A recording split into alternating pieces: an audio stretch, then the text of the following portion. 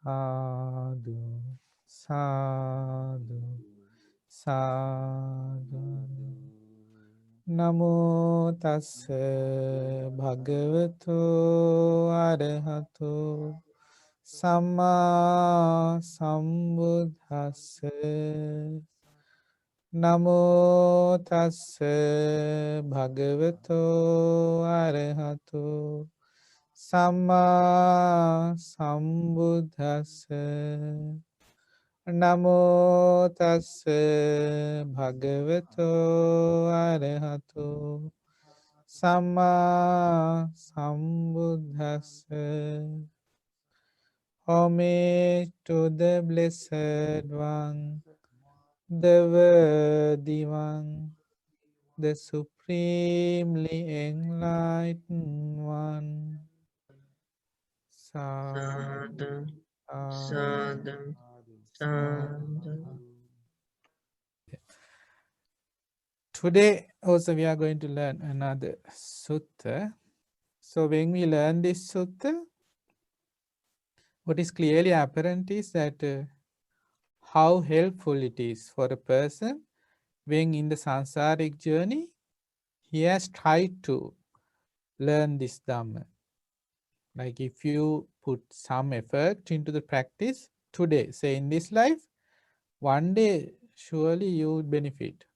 So all of you who are joining today, because there is a commitment on your part, because you have set out your time and you are also willing to learn the Dhamma.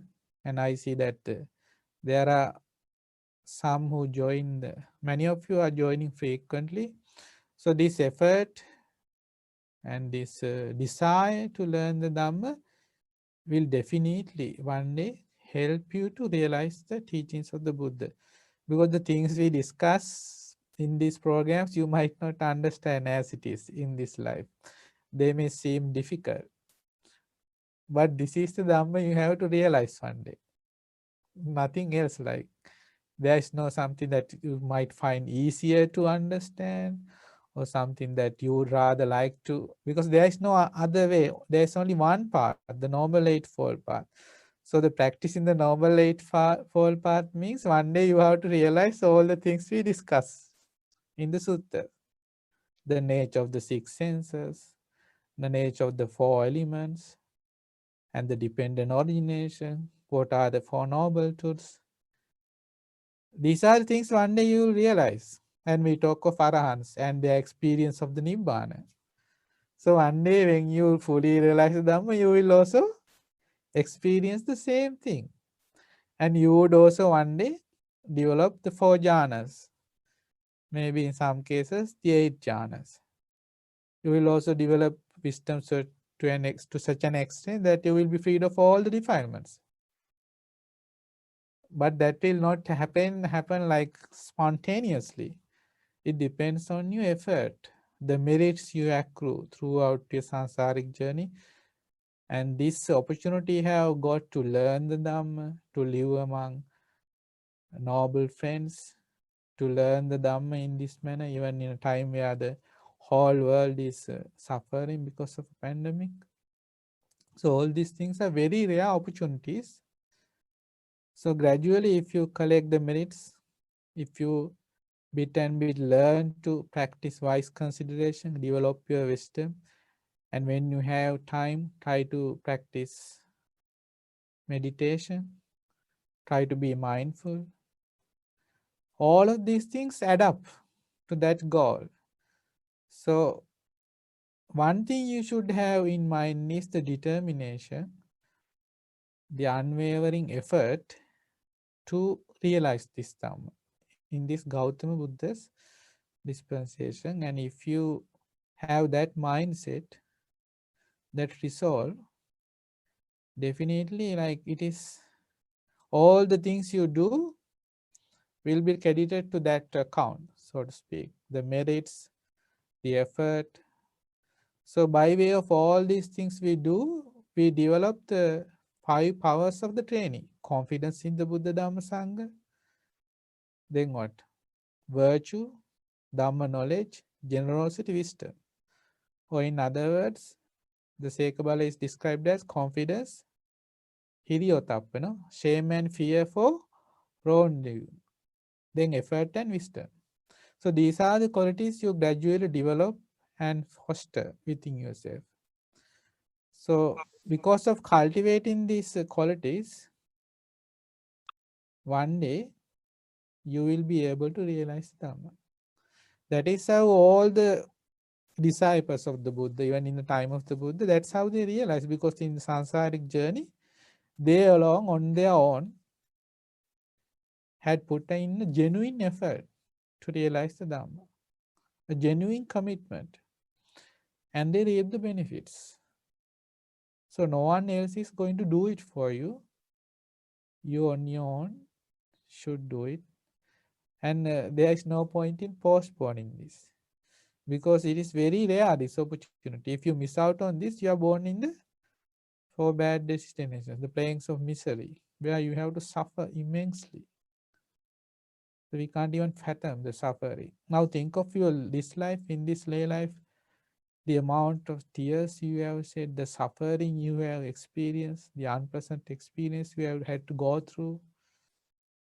The thing is, we forget this. And then we have this, we always hope for a better future.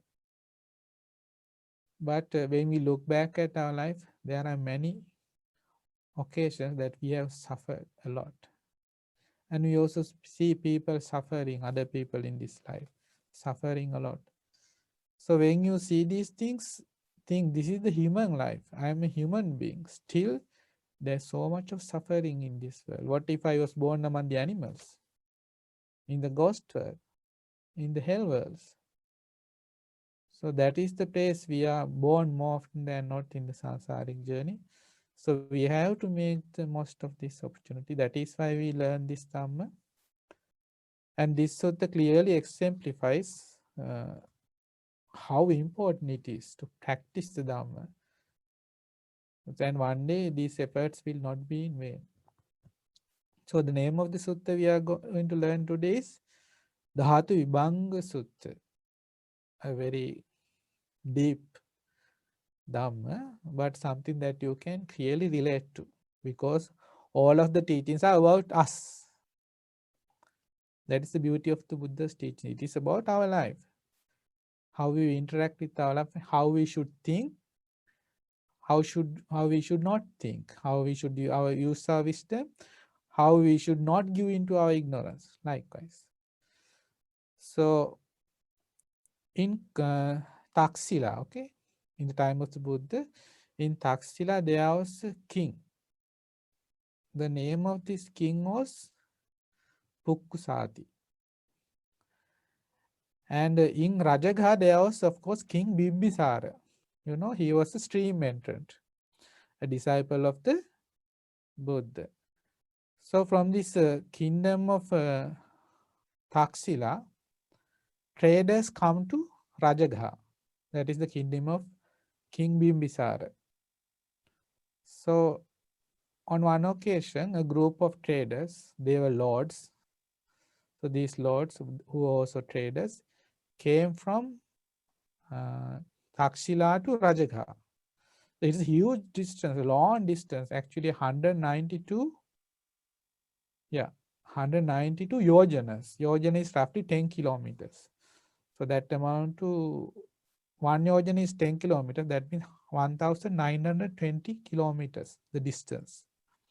So they came from Taxila to Rajagha. Taxila is in the modern day, say somewhere around Pakistan or Afghanistan, thereabout. So they traveled on trade to Rajagha. That was King Bimbisara's kingdom. And when they met King Bimbisara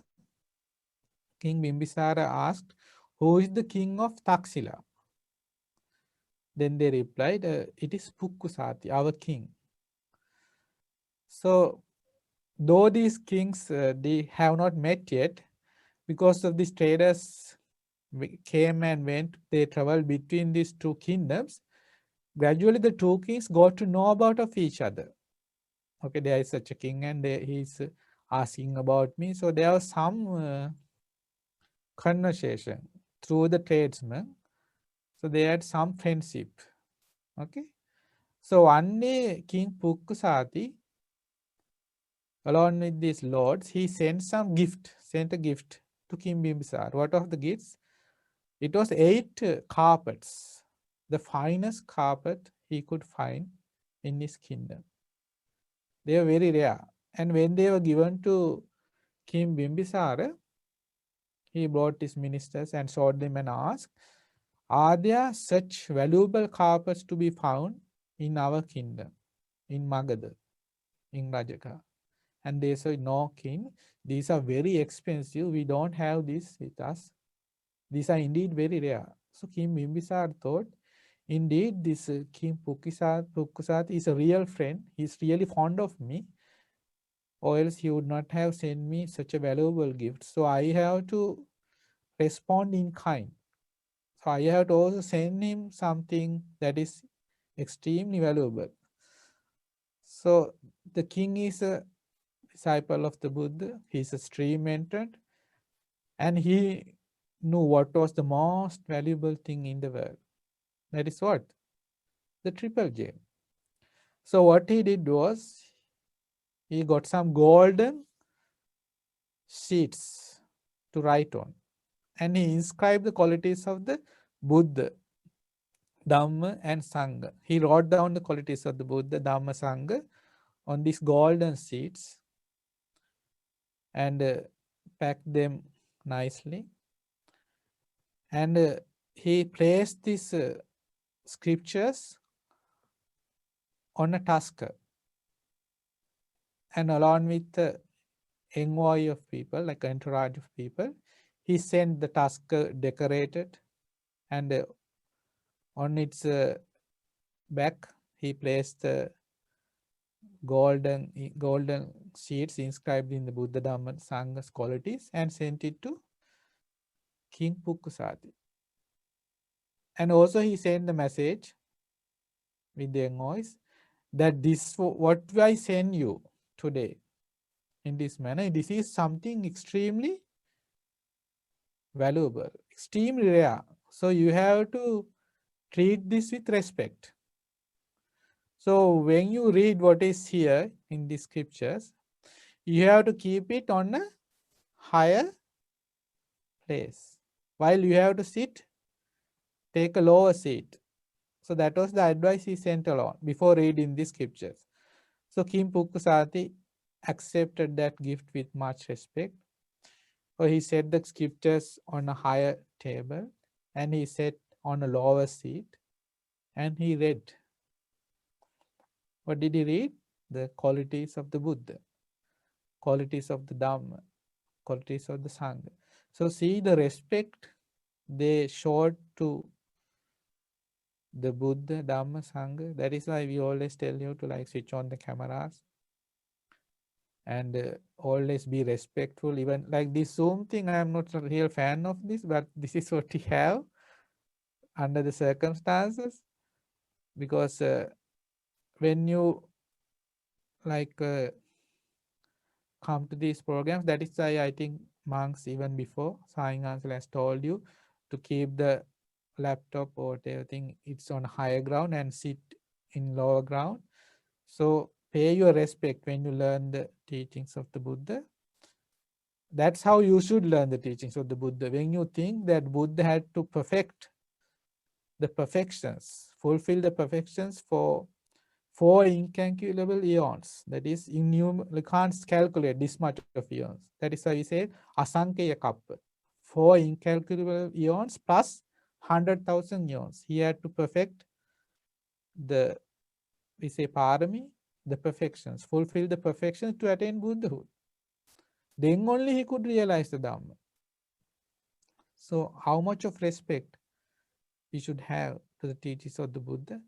So because of King Bimbisara, because he was stream-entered, he had that respect. So he said, you have to learn this Dhamma, read the scriptures with respect. So that's what that king did. And the moment he read the qualities of the Buddha, because what was written there was, there has arisen a Buddha, a Tathagata in this world.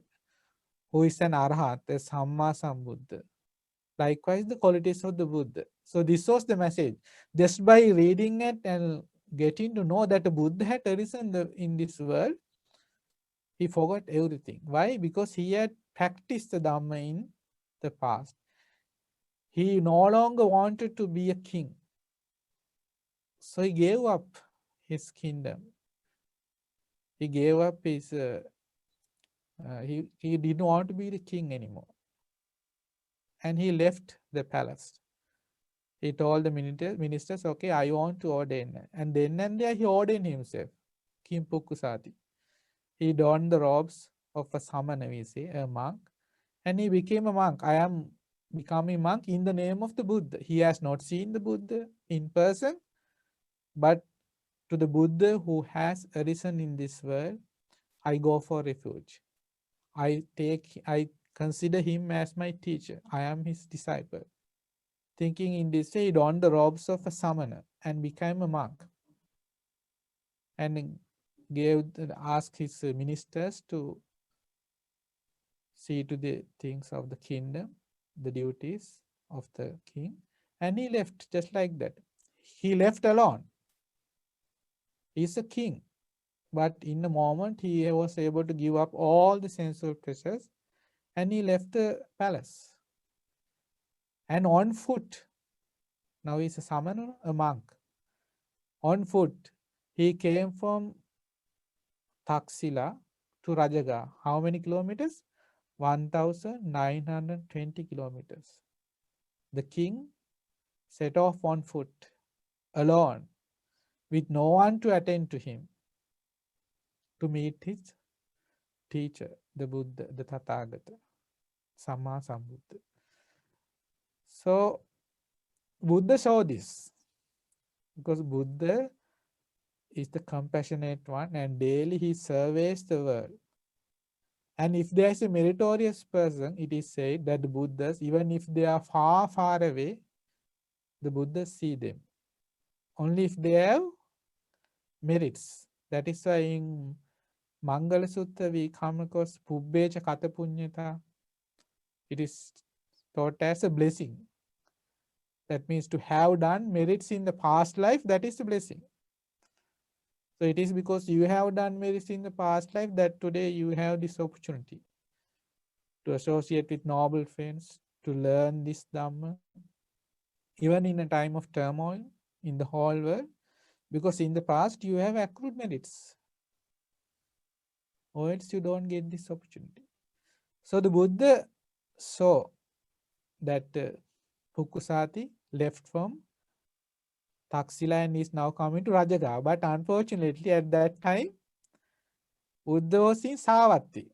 Pukkusati didn't know this because the messengers, he came from Rajaga. He thought then, of course, Buddha might also be in Rajaga. But Buddha was in Savatthi. So when Pukkusati came to Rajaga, Buddha was not there, and he was said Buddha is not here, but he is in Savat. He decided, okay, now it's late and it's night time, so I must go to Savatthi tomorrow. From Rajagha to Savatthi, you have to go another 450 kilometers on foot. So he had to backtrack because along the way he had passed Savatthi to arrive at Rajagha. So he decided, okay, tomorrow I will go there. So he wanted to stay the night, a place. So Buddha saw that Kim Pukkusati had came to Rajagha, and with his psychic powers, Buddha was able to come to Rajagha as well. Just like that, in a few seconds, Buddha appeared in Rajagha. So because Pukkusati wanted the place to stay for the night, this is how the sutta begins, okay? And here onward we come to the sutta. This is what I discussed up to this point is what happened prior to this sutta's discussion. So on one occasion, the Blessed One was wandering in the Magadha country and eventually arrived at Rajaga. So Buddha also arrives at Rajaga. There he went to the potter Bhaggava and said to him, if it is not inconvenient for you, Bhaggava, I will stay one night in the workshop. Okay, so Buddha comes and want to stay in a potter's hole. By that time, Pukusati, he has also come to the same place and now he's there. He's staying in that potter's hole. Potter's hole means that is the hole where once they have made the clay pots, they keep it there to dry. So because it's a huge hole, from time to time, as a practice, they would let ascetics stay there. The owner, when asked, they say, okay, you can stay. So likewise, Pukusati was the first person to arrive there and asks that person, can I stay for the night? And he allowed him to stay. Then thereafter, Buddha arrives. And Buddha also asks this owner of the place, Bhagga, can I stay for the night as well? So then he says, if it is not inconvenient for me, venerable sir, but there is a homeless one already staying there. Not a homeless one, actually, an ascetic is there. At the moment, then ascetic is there. If he agrees, then stay as long as you like. I don't mind. If he agrees. Now see the respect they have. Now it is his place. Okay? It is his place. The owner can decide whether he is going to let someone else stay or, but they respect the samana, the monks. If that monks is okay with you, then you can also stay. I don't mind. So that is why those days people were able to realize the Dhamma because of their qualities. These are all ingrained qualities that we come across. He didn't think, okay, it's my place, I decide. No, he said, first ask that monk if he is okay, then you can also stay. So now there is the introduction of Pukusati. Now there was a clansman named Pukusati who had gone forth from the home life into the homelessness, that is the life of an ascetic, a monk, out of faith in the Blessed One. And on that occasion, he was already staying in the potter's workshop. Then the Blessed One went to the Venerable Pukusati and said to him, if it is not inconvenient for you, Bhikkhu, I will stay one night in the workshop. Who is asking? The Buddha is asking Pukusati. Now, Pukusati, does he know this is the Buddha? No. He has not seen the Buddha before. He has only heard of the qualities of the Buddha. Now he is looking for the Buddha. And Buddha asks in this way, then the potter's works, he says the potter's workshop is large enough, friend. Let the Venerable One stay as long as you like. You can also stay. There's enough space for both of us. I don't mind. So then the Blessed One entered the potter's workshop, prepared a spread of grass at one end and sat down. Folding his legs crosswise, setting his body erect and establishing mindfulness, now he started to meditate. Buddha began to meditate. Then the Blessed One spent most of the night seated in meditation. And Venerable Pukusati also spent most of the night seated in meditation. So they are both meditating. So think in the case of Pukusati, he had walked for almost 2000 kilometers. Was he sleeping? No, he was meditating. Why is that? How could he do that? Because when Pukusati heard that the Buddha had arisen, he gave up his kingship and he began to practice meditation by contemplating on the qualities of the Buddha. And he was so very fortunate to achieve the jhanas even just by that. And because of the power of the jhanas, he was able to come 2000 kilometers without getting tired because of the power of the jhanas. When you are so very mindful, because of the tranquility of the mind, the body is light. When you have a light body, then you don't feel the fatigue as a normal person would. So that is why he was clearly able to meditate even at that night. Then Buddha was also meditating. After a while, Buddha thinks, then the Blessed One thought, this clansman conducts himself in a way that is very peaceful and calm. His demeanor is very peaceful and calm. I should talk to him, thought the Buddha. And he asked this Pukusati, under whom have you gone forth, Bhikkhu? Who is your teacher? Whose Dhamma do you believe in? Buddha, of course, no, but he questions this Pukusati.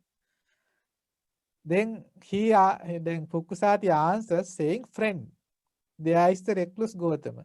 So he addresses the Buddha as friend. Why? Because he doesn't know. He thinks this is another ascetic. He says, friend, there is the recluse Gautama, the son of the Sakyans, who went forth from a Sakyan clan. Now a good report of that blessed Gautama has been spread to this effect. That is, that the Blessed One is accomplished, fully enlightened, perfect in true knowledge and conduct, sublime, knower of worlds, incomparable leader of persons to be tamed, teacher of gods and humans, enlightened, blessed. I have gone forth under the Blessed One. That Blessed One is my teacher. I believe the Dhamma of that Blessed One. I profess the Dhamma of that Blessed One.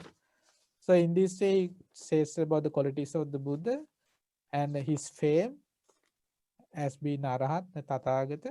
So I have gone for refuge at the Buddha. Then Buddha asks, but Bhikkhu, where is that Blessed One, accomplished and fully enlightened? Now where is he staying at this moment? Then Pukusati says, there is friend a city in the northern country named Savatthi. The Blessed One, accomplished and fully enlightened, is now in Savatthi. So he thinks still that the Buddha is in Savatthi. Then Buddha asks, Bhikkhu, have you ever seen that Blessed One before? If you see him, can you recognize? He said, no, friend, I have never seen the Blessed One. Even if I were to see him, I will not recognize him. Now they are actually, this is night time now, and though they are in the same hall, they can't see each other. Okay? Even if they were to see, he would not still recognize. But this is in the dark. There might be a lamp in the faraway corner, but clearly they can't recognize each other. So they are just talking to each other. So even if the Pukusati were to see the Buddha, he might not recognize because he had only heard the qualities of the Buddha. Then the Blessed One thought, this clansman has gone forth for the home life into the homelessness, to the monk life of a monk, under me, taking me, considering me as his teacher. Therefore, I should teach him the Dhamma, thinks the Buddha. So the Blessed One addressed the Venerable Pukusati in this way and said, Bhikkhu, shall I teach you the Dhamma? So he doesn't know this is his teacher. When he is asked, shall I teach you some Dhamma? See, he is very humble. He is open to listen to Dhamma, a good teaching. So he says, okay, yes, friend, I would like to listen to Dhamma because he is a king who had just left the lay life and he has ordained as a monk and he had not heard any Dhamma. So when an ascetic is willing to teach him something, he is humble and open and ready to listen to that Dhamma. So he simply says, I am ready. I love to listen to Dhamma. So then Buddha then gives this discourse, the Dhatuvibhanga Sutta. And this is the topic of the sutta. This is how it begins, because this person consists of 6 elements. Bhikkhu, a person consists of 6 elements. That means all of us, we consist of 6 elements. Then we consist of 6 bases of contact. Okay, remember this thing because this is the topic. Then we will discuss this throughout the sutta. This person consists of 6 elements, 6 bases of contact, and 18 kinds of mental exploration. 18 kind of mental exploration. And this person has 4 resolutions. 4 resolutions. Then the tides of craving do not seep over one who stands upon these resolutions. And when the tides of craving no longer seep over him, he is called a sage at peace. One should not neglect wisdom, should preserve truth, should cultivate relinquishment, and should train for peace. This is the summary of the exposition of the 6 elements. That's the summary, that's the topic. So we will discuss each of these. Okay. So Buddha says, Chaddhaturo ayang bhikkhu puriso. That means, bhikkhu, this human being, this person, is made up of what? Consists of 6 elements. Then Buddha said, Chappasayatano ayang bhikkhu puriso. That means this person consists of 6 bases of contact. Attarasa manopo vicharo ayang bhikkhu puriso. Then these beings, they consist of the 18 mental exploration, 18 kinds of mental exploration. Also, Chaturadittano, there are 4 resolutions. So when a person bases himself in these 4 resolutions, all of the defilements in his life, they are abandoned. That's what happens. What are these 4 resolutions? Panyang nappamajjaya.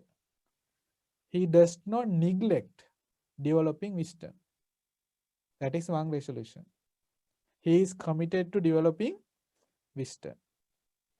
Satyang anurakkeya. He always live by the truth.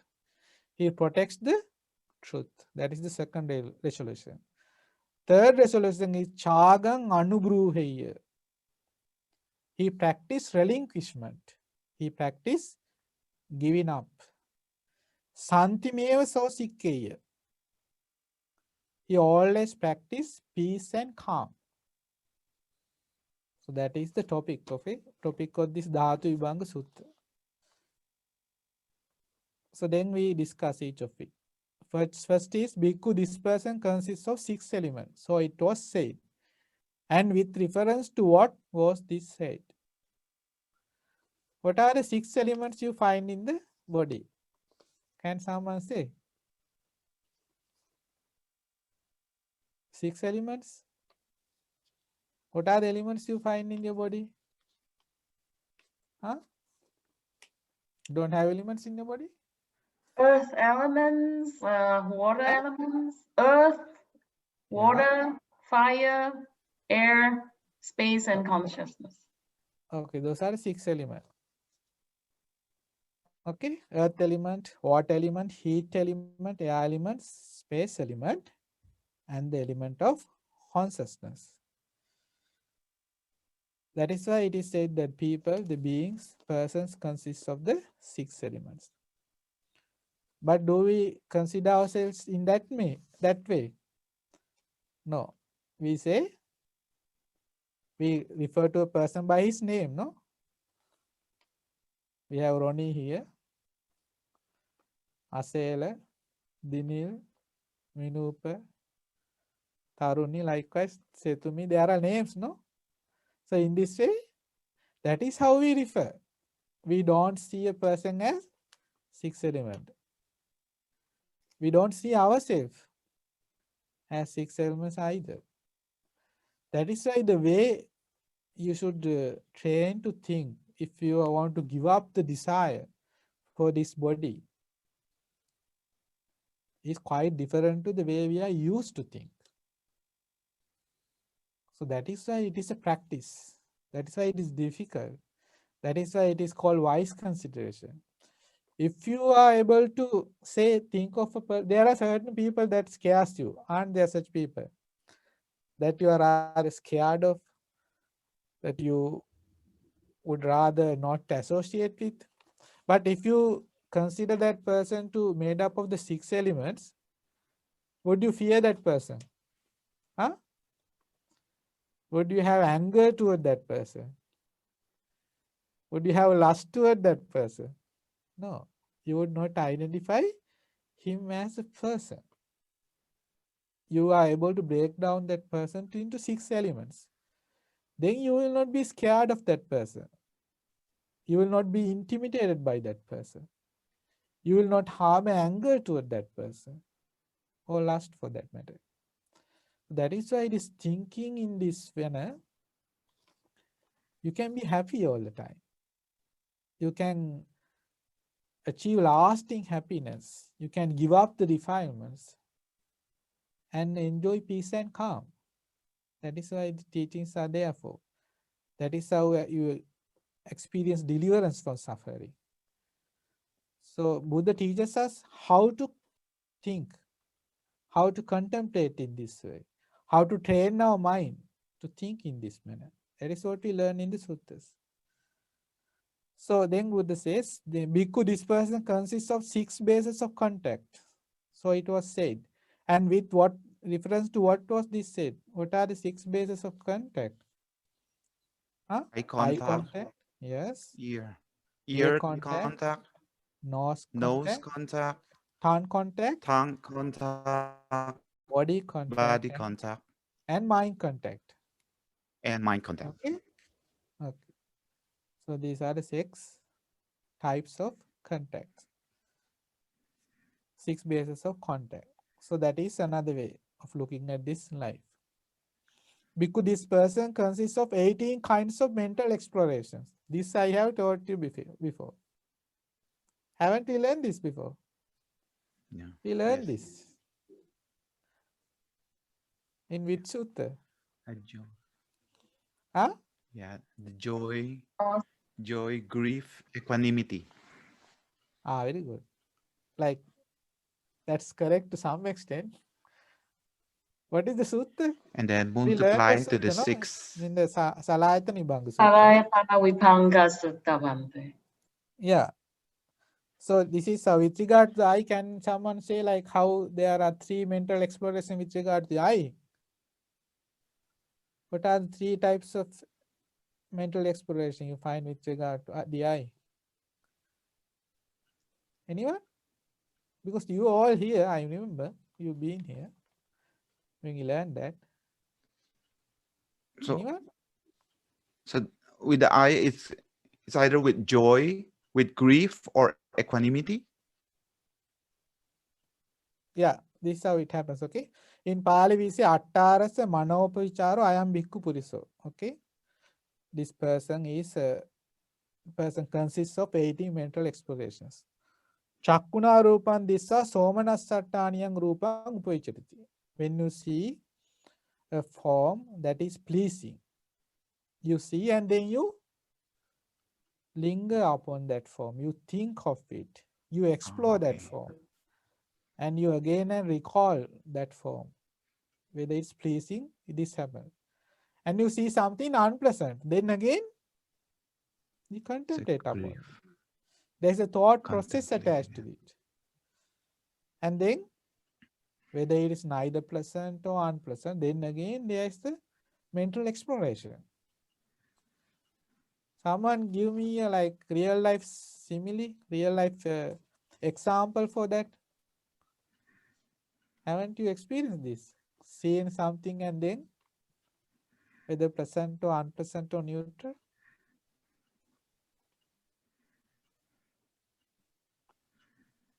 No one?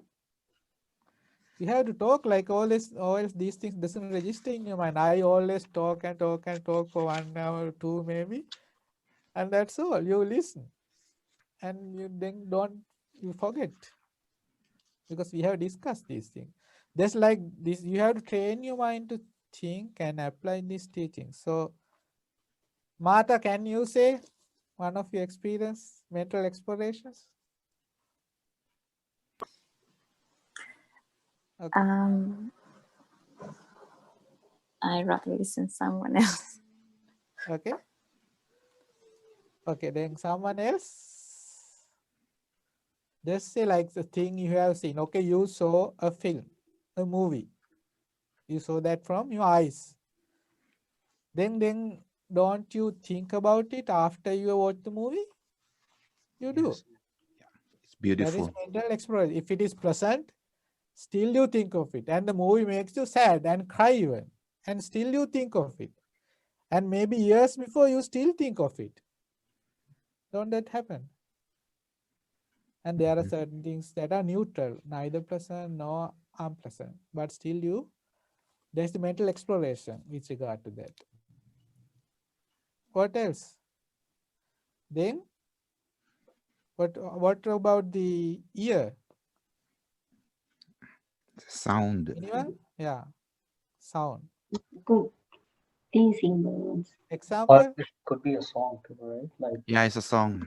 yeah, like A sound. Someone scolded you. Mhm. Then it is pleasant. It's unpleasant, no? Someone praised you. It's pleasant. Then again there's Mhm. mental exploration.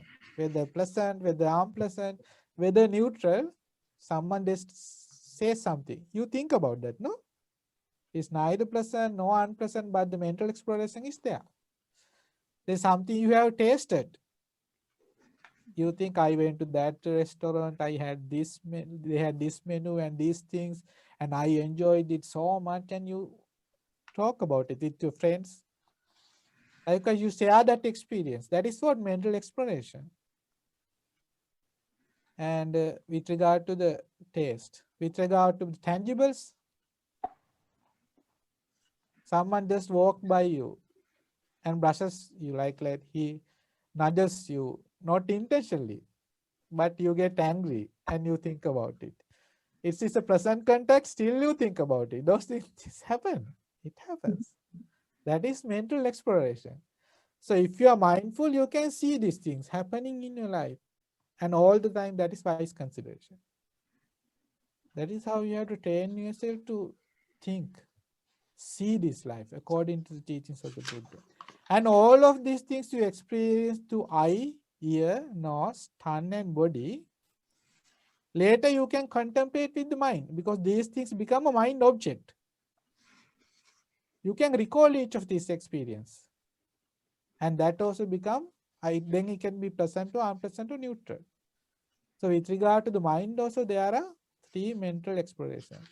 So 3 into 6, the 6 senses, 18 mental explorations. So there is no 19 explorations. Anytime your mind will be hooked on one of these explorations. If you are mindful, you can identify this. But because we are not as mindful, it's difficult. But if you train, when your mindfulness heightens, you are able to recognize these things. Okay? So that is why it is said. Can I ask Sorry? something? What are those 3 things? Like 18 explorations, 6 Yeah. senses into 3. I'm new to this, so I'm just asking Yeah, a with basic regard question. to the forms, whether it's the pleasant, unpleasant, or neutral form, there will be exploration. With regard to the sounds, whether it's pleasant, unpleasant, or neutral, there will be the mental exploration. With regard to the smells, whether it's a pleasant smell, unpleasant, or neutral smell, then there will be mental explorations. With regard to the contact, whether it's pleasant, unpleasant, or neutral, then again it's there. With regard to the mind also, is that clearing? Yes, okay. It's same, okay? So 3 into 6, Thank you. 8. Okay, welcome. So this is vipassana. Like if you are able to mindfully contemplate in this way of the mental 18 explorations, that is wise consideration that leads to insight. That is vipassana. That's how you gradually develop your wisdom. Okay, then we learn something else. Chaturadittano ayang bhikkhu puriso. Bhikkhu, this person has 4 resolutions. So each person should have these 4 resolutions. Okay, what are the resolutions? So this can be a New Year resolution for next year, no? Because we have come to the end of this year now. What are the resolutions? Panyang nappa majjaya. There are the resolution of wisdom that you can make. You should make the resolution. I will not neglect wisdom. Neglecting wisdom means you do not engage in wise consideration. If you engage in wise consideration, you have not neglected the resolution of wisdom. So that is something you should base yourself in. Satyang anurakkeya, the resolution of truth. We will learn what are these. Okay. Satyang anurakkeya, the resolution of truth. Chagam manubruheya, the resolution of relinquishment. Then Santimevaso Sikkya, the resolution of peace. Okay. So it was with reference to this that it was said, Bhikkhu, this person has 4 resolutions. These are the 4 resolutions. So then we discussed one should not neglect wisdom. What is that? All 4, okay? One should not neglect wisdom, should preserve the truth, should cultivate relinquishment, should train for peace. With reference to what was this said. So the first thing, how bhikkhu does one not neglect wisdom? How does a person not neglect wisdom? In other words, how should the person practice wise consideration that so he can develop wisdom. And with regard to this sutta, Buddha focuses on the six elements. Sorry. This means to be heedful in wise consideration. Do not neglect wise consideration. And with regard to this sutta, it means to contemplate upon the six elements the way the Buddha taught. Okay? So then there are the six elements. What are the six elements? Patavi dhatu, earth element, apo dhatu, Fire, yeah, water air, element, tejo dhatu, heat element, then space, vayo dhatu, air element, and akasa consciousness. dhatu, space element, vijnana dhatu, consciousness element. Six elements. Okay? So we will first discuss the first element. What bhikkhu is the earth element? Patavi dhatu. So this element is within you. The earth element may be either internal or external. It can be internal. Internal is what you find within yourself. And externally also, the earth element is there to be found. What is the internal earth element? Whatever internally belonging to oneself is solid. Whatever you find yourself within yourself, solid, solidified, and made up of solids. It's solid, it's solidified, it's made up of solids. What are such things that you find in your body? Can someone say? Patavi dhatu in your body that are solid, Like our solidified, made up bones. of solids. Like our bones, Bante. Huh? Our bones. Bonds, yeah. That's correct. What else? Head hairs, body hairs, Head hairs, body hairs, Nails, nails, The nails, teeth, nails, skin, skin.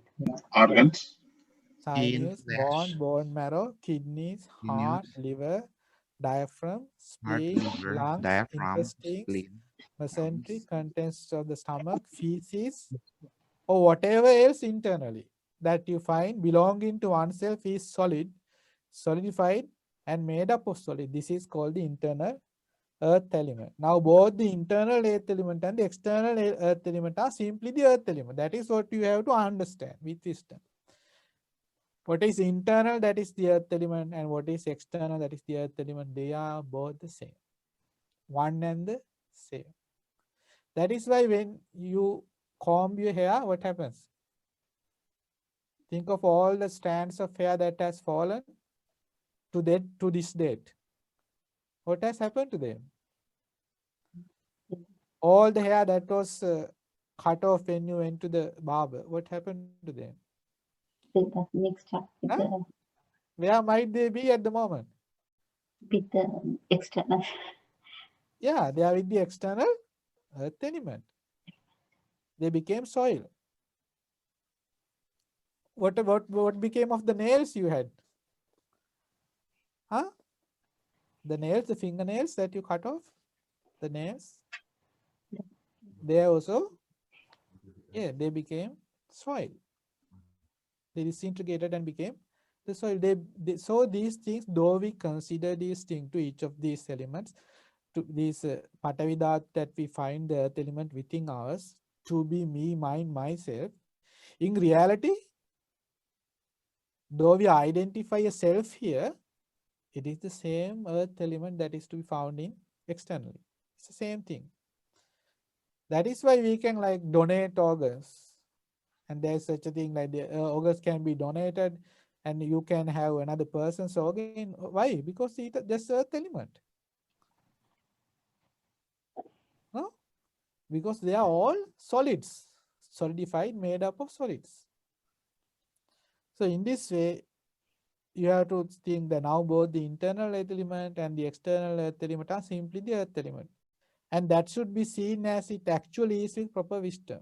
This is not mine, this I am not, this is not myself. That is why you have no control of your internal organs. Your heart might stop any moment. Can't that happen? It happens to people, no? One moment you are good, the next moment you have a stomach ache. Your liver can fail, your kidneys can fail. Why? The impermanence. They do not belong to you. But we always identify them as my heart, my body, my legs, my hands, my eyes. Likewise, that is how we are used to. Even with the hair, the skin. Think of like you gave a blood sample. You say my blood sample, my urine test. Okay? But they are also of the elements. Because of the convention, the way we interact in this life and all the conventions that are in place, it is very difficult to see these things otherwise. We always relate to self. We identify as a self. That is why it is called the teachings of the Buddha is Patisotagami. You are swimming against the currents. So you have to change your thinking pattern. That is wise consideration. Somehow train yourself to see in this manner, relate in this manner to yourself and the external world as well. That is wisdom. So if you do so, you can be very happy, enjoy a peace and calm that is not experienced by any other person other than a disciple of the Buddha. It says, Evametam yatabhutam sammapanya dattabang. In this way, if you are able to see the reality with wisdom, patavi dhatuya nibbindati. That means you can give up the desire for the earth element, the attachment for the earth element. Patavi dhatuya chittang virajati. So the mind gets detached from the earth element. When one sees it thus as it actually is with proper wisdom, one becomes disenchanted with the earth element and makes the mind dispassionate toward the earth element. That is the earth element. Then what is the water element? The water element may be either internal or external. What is the water element that is to be found in your body? Blood. Belonging to your huh? Blood, Saliva. Blood. Sorry? the bile, the blood, Saliva. Yeah. the This is how it sweat. is described. Okay. Apo. Apo means water. Apo gatang. Watery. Upadinna. Made up of water. That is water. Whatever is liquid that is sitting you. Watery. Liquidified. And made up of water that you find within your body. That is also water elements. So what are that? Bile. Phlegm. Pus. Blood. Sweat. Fat.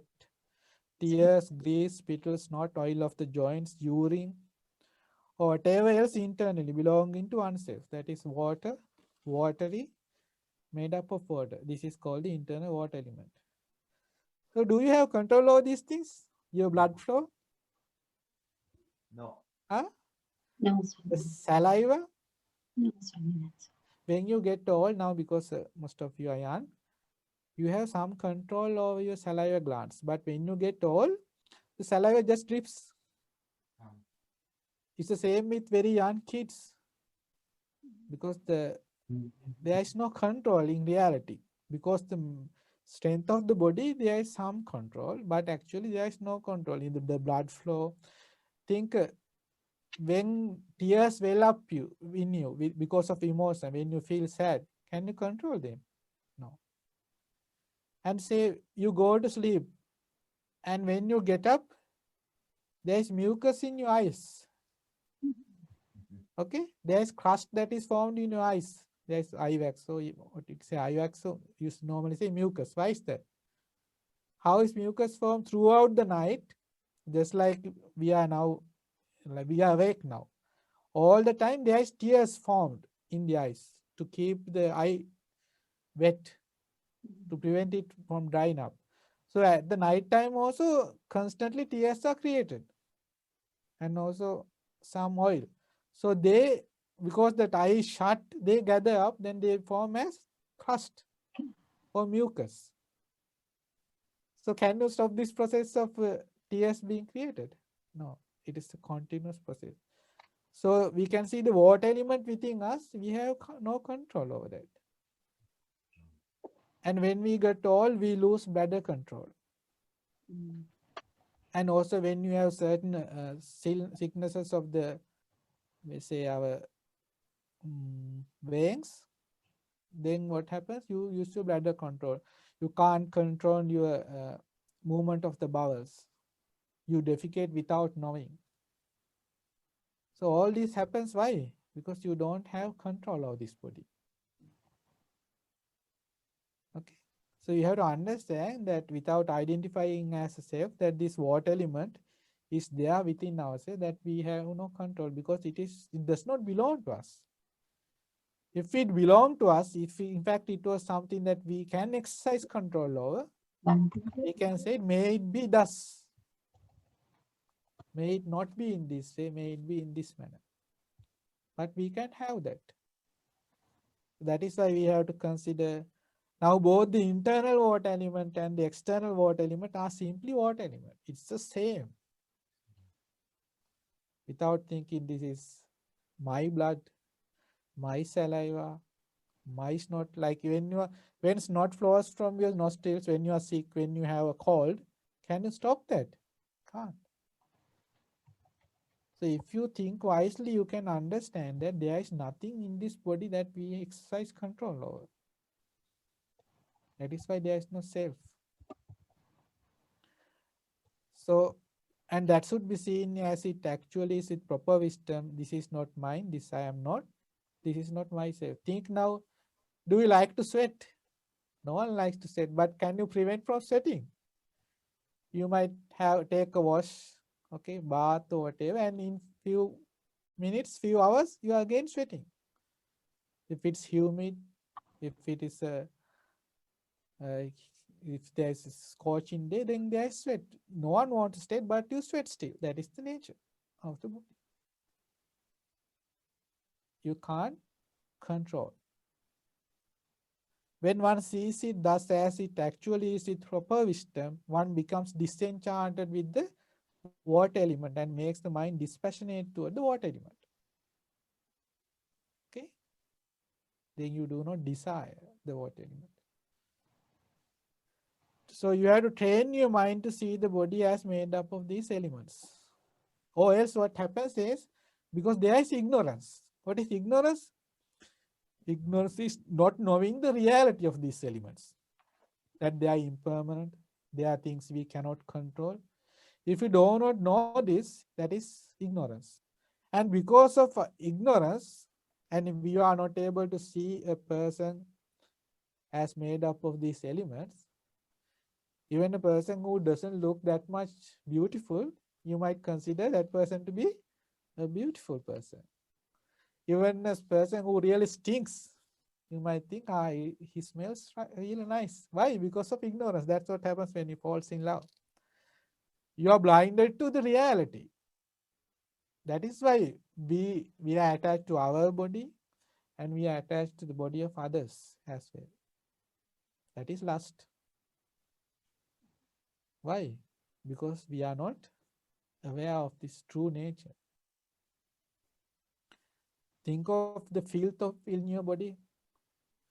If you think of the filth of your body, the reality of your body, would you desire another body like that? To be with such a body?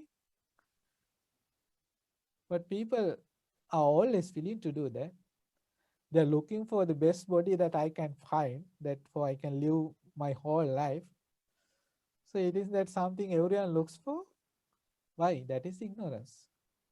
When coupled with ignorance, and if you do not see the reality of these four elements, then lust arises.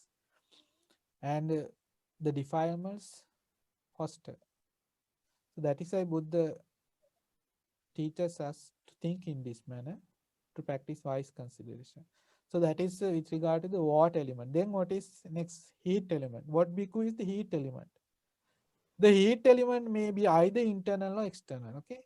What is the internal heat element? Whatever internally belonging to oneself is tejo, heat, tejo gatang, heaty, and upadin, and made up of heat. Whatever temperature, a heat that you find in your body, that we normally say body heat. Okay. So it is by this body heat, that heat within our body, that by which one is warmed. There is a warmth in our body. And ages. So we age gradually because of this warmth. Okay. And is consumed. And that by which what is eaten, drunk, and consumed and tasted gets completely digested. So this digestion process of digestion, it happens because of the heat element within our body. So whatever internally belonging to oneself is heaty and made up of heat. This is called the internal heat element. Okay. So when this heat element increases, what happens? We get fever. If it decreases, I think we get a cold. No? So if it is off the charts, if it's too heaty, what happens? We die. Okay, that's what happens. And if it is very low, say the cells die, no? That's when frostbite happens. When the temperature drops way below and you are exposed to that lower temperatures, then the cells die. So the organs fail. So there is a moderate element, that heat element within ourselves. So that is also something out of our control. So you have to, in this way, say the internal heat element you find yourself and the external heat element, it's both the same. It's just heat, temperature. Okay. So now see how fortunate it is, like this person Pukusati, to listen to this Dhamma, this one-on-one, no? In the hall, no one else in the whole world. It's just himself and the Buddha. See, this merit is a very special thing. It's because his past merit he got this opportunity. Buddha came from Savatthi just for him. 450 kilometers. Of course, he came by Irdi. But still, Buddha came for him. And he alone in a hall, no one else there. He's able to listen to this wonderful sermon. Pubbecha kata punyata, etam mangala muttama. It is indeed a blessing to have done merits in the past. So, in this way, so when he is thinking along these lines, thinking along the teachings Buddha teaches him. So he can free himself from what? This identity view, this self view, by not getting attached to either of these elements that we discussed here. What bhikkhu is the air element? The air element may be either internal or external. What is the internal air element? The air you find yourself in your body. Yang ajjattang pacchatta. Whatever internally belonging to oneself is air, air made up of air. What's the air you find within yourself? The breath, in-breath and out-breath. Upgoing winds and downgoing winds. What are downgoing winds? Adogama vata. That's whatever, we can just say farts, no? Whatever air that passes through your anus. So that is adogama vata.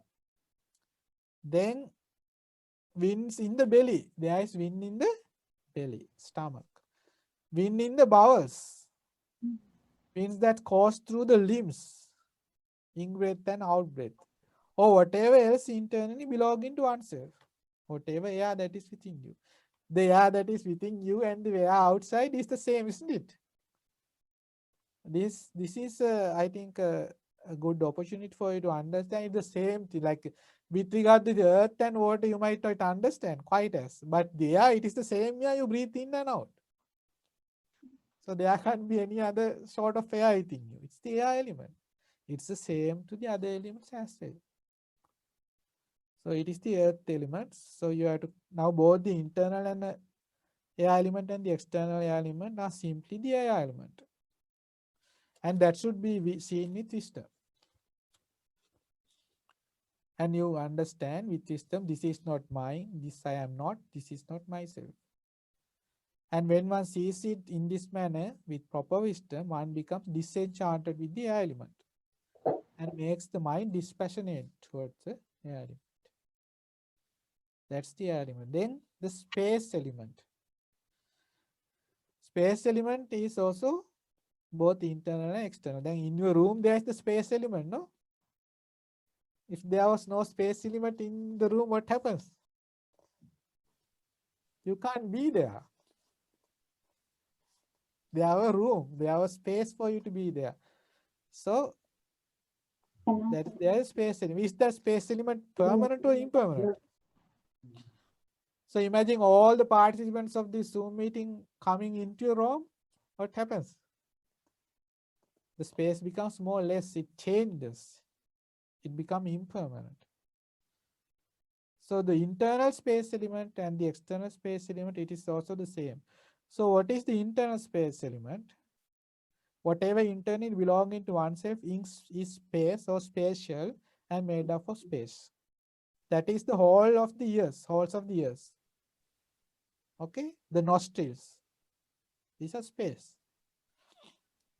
So the door of the mouth actually, the entrance. And the gap, like wherever you like, say from the mouth right to the stomach, the esophagus and the whole that axis, that is space. That is why you can eat, drink, consume. That is how it is said. The whereby what is eaten, drunk, consumed, and tasted gets swallowed, and wherever it collects. Where does it collect? In the stomach. There are no space in the stomach. Can you eat? When you had this, like you eat as much as you want and you are full. And the most delicious food in the world is given to you. Can you consume? No. Why? There is no space element. It has become impermanent. But within few hours, it gets digested. Because of what? Because of the heat element. So then the element within you, the space element become impermanent again. And there is space once again. And when there is space, then there is hunger, and then again you can consume food. So this change is always apparent within us. So then what happens? Taste that gets swallowed and wherever it collects, and whereby it is excreted from below. So it has to be excreted, no? So that also needs space. What if you have constipation?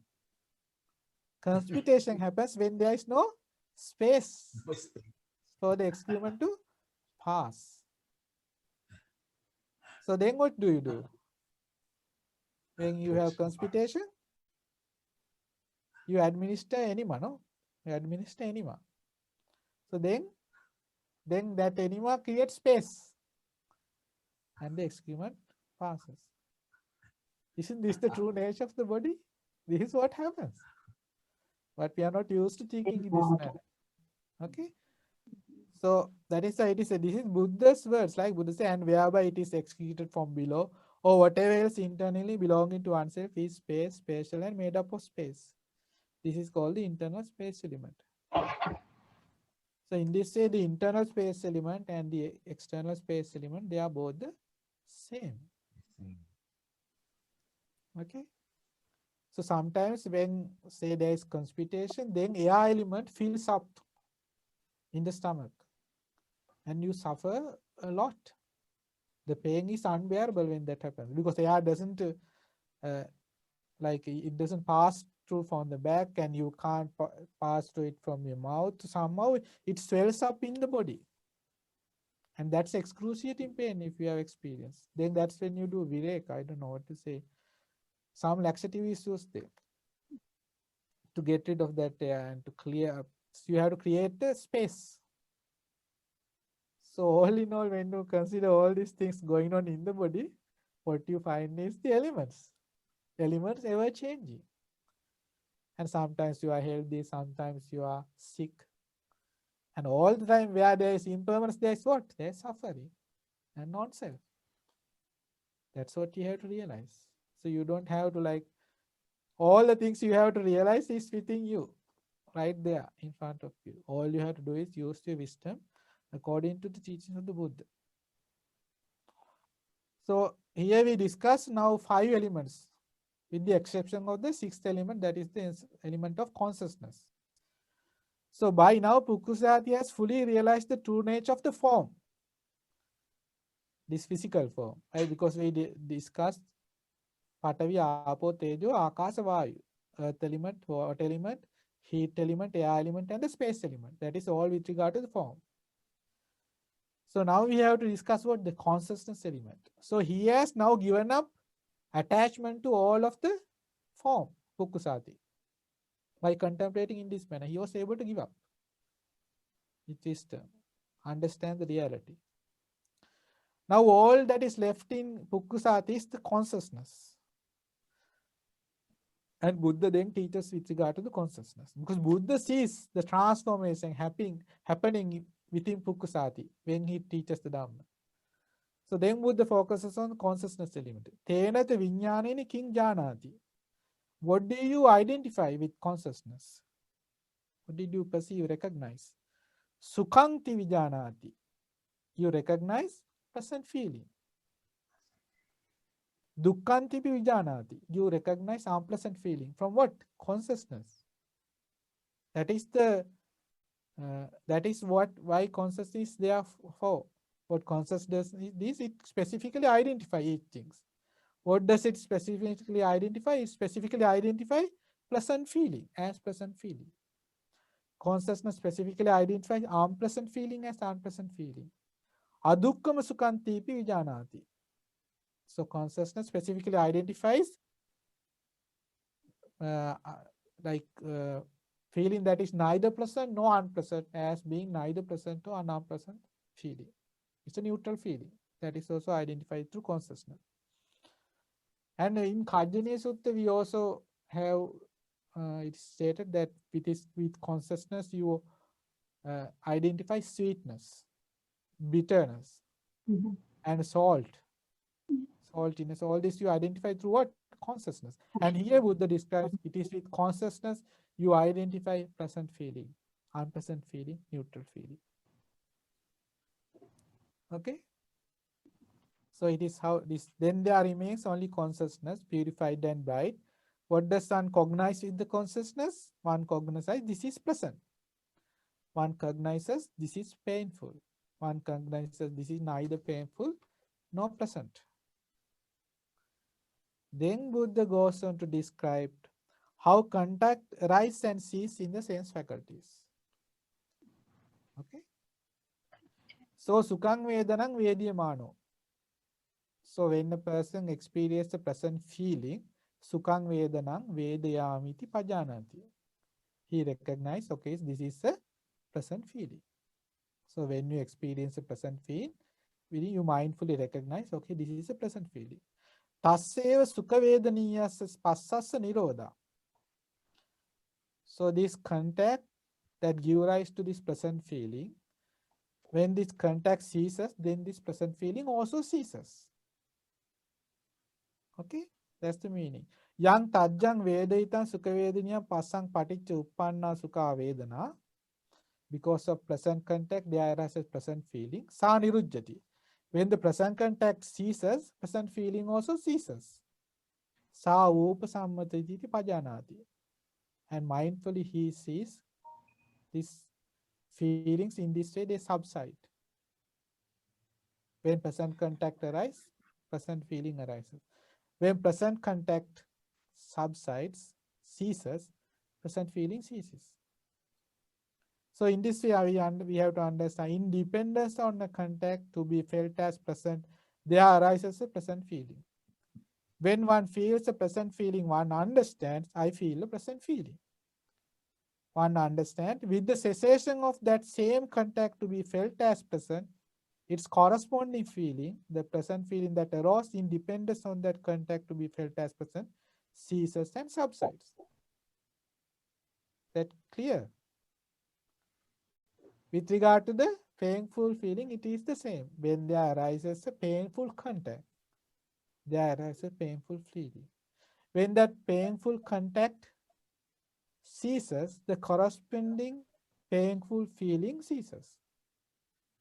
And likewise, when there arises neither painful nor pleasant feeling, due to neither painful nor pleasant contact, they arise, and when the contact ceases, then painful or neither pleasant or painful feeling also ceases. Okay, that's how you have to understand. So if you are happy at in any given moment, what does that mean? You mean happy? If you're happy, what do you mean? What does that mean? To be happy? The pleasant feeling. Yes. Yeah, there's a pleasant feeling. If you are sad, No, Unpleasant if you are happy, then that is a pleasant feeling, of course. What is the cause? The pleasant contact. contact. If you are sad, what does that mean? What does Unpleasant, it mean? There is a pleasant, unpleasant unpleasant contact. contact. Then you suddenly become happy. That what does that mean? That means that unpleasant contact has ceased. Therefore, you are happy. It can be then a neutral feeling either. Okay. So anyway, the feelings with regard to the when the contact changes, accordingly, the feelings also change. So there is this constant impermanence. So you have to see this mindfully with wisdom. So then Buddha gives a simile here, okay, as to how contact and because of contact feeling arises, and when contact ceases, feeling ceases. How much time do we have? We have time. No? So, Yes. so this is the simile. So those days when they wanted to kindle fire, they would take two sticks and rub them together. Because of the friction, then heat is generated. So likewise, when there is contact, there is feeling. Like when you rub the sticks together, heat is generated. What if you separate the two sticks? Then the heat subsides. Likewise, when contact subsides or contact ceases, the feeling also ceases. That's the simile. Okay. Then Buddha goes on to say, so in this way, he is now contemplating on the impermanence of feeling. This he recognized through consciousness. Because consciousness means he specifically identify. What does he specifically identify? How the feeling arises and ceases with regard to the when contact arises and ceases. So it is now at this moment he has given up the desire for the form and he is focusing with wisdom on consciousness, and he sees this impermanence. And his wisdom further develop. Whose system? Pukusatis. Now in this way, he is not attached to either feeling, pleasant, unpleasant, or neutral. Ataparang upekkāeva avasissati parisuddha pariyodata. Now all when you are not attached to any feeling, pleasant, unpleasant, or neutral, your mind is well established in equanimity, upekka. That's what happened. It's pure upekka, pure equanimity. So to this state, now Pukusati has developed his mind, okay? Because he has contemplated on the impermanence of contact. Then parisuddha pariyodata. His equanimity is therefore very pure. Muducha means malleable. Pabasaraja. It's very bright. Kammanchacha. It's wieldy. Now you can use that consciousness. You can wield it to realize the Dhamma. So then this is how it is explained. Then there remains only equanimity. Purified and bright, malleable, wieldy and radiant. Suppose bhikkhu skilled, and this there is simile. A goldsmith or his apprentice were to prepare a furnace, heat up the crucible, take some gold with thorns and put into the crucible. From time to time he would blow on it. From time to time he would sprinkle water over it. And from time to time he would just look on. That gold would become refined, well refined, complete, refined, faultless, rid of dross, malleable, wieldy and radiant. Likewise, so then what you can do when you prepare the gold in this manner, then you can make any ornament with that. Then whatever kind of ornament he wished to make from it, whether a golden chain or earrings or a necklace or a golden garland, it would serve its purpose. So do bhikkhus when there remains only equanimity, purified and bright and malleable, wieldy and radiant, then you can use the consciousness to realize the Dhamma. Okay, when you have developed to that extent, both samadhi, calm and insight, samatha and vipassana, to that extent. So then that is upekka sambojjhanga. You have developed equanimity as an enlightened factor to that point. Okay? Because it was easy for Pukusati because he had developed the samadhi, even as a layperson, by contemplating on the qualities of the Buddha. So samatha was there right from the beginning. Buddha only helped him to develop what? Insight. Vipassana. Okay, that's what we discussed up to this point, how he was supposed to develop that. And he understand in this manner, if I were to direct this equanimity, now this pure and bright equanimity he has, so purified and bright, to the base of infinite space and develop my mind accordingly, then this equanimity of mind supported by that base, clinging to it, would remain for a very long time. So he can develop a aka sanya etana, arupa jhana. Then he can develop further. What is Vinyananta ayatana? Then Akinchanya ayatana, Neva sanya ayatana. Perception, no non-perception, neither perception, no non-perception, and develop mind accordingly. So the consciousness can develop. That is, the mind is further developed to the arupa jhana as said from that point onwards. And he then understand with wisdom, if I were to direct this equanimity so purified and bright to the base of infinite space and to develop my mind accordingly, this should be conditioned. He understand that all these arupa jhana states are also considered, conditioned, that they are impermanent. They are not everlasting. That he recognized with wisdom. So therefore, he does not form any condition or generate any volition tending towards either being or non-being. Being means bhava, non-being is vibhava. So either state he does not get attached because he knows all these states are conditioned. Since he does not form any condition or generate any volition tending towards either being or non-being, he does not cling to anything in this world. When he does not cling, he is not get agitated. He does not get agitated. When he is not agitated, he personally attains Nibbana.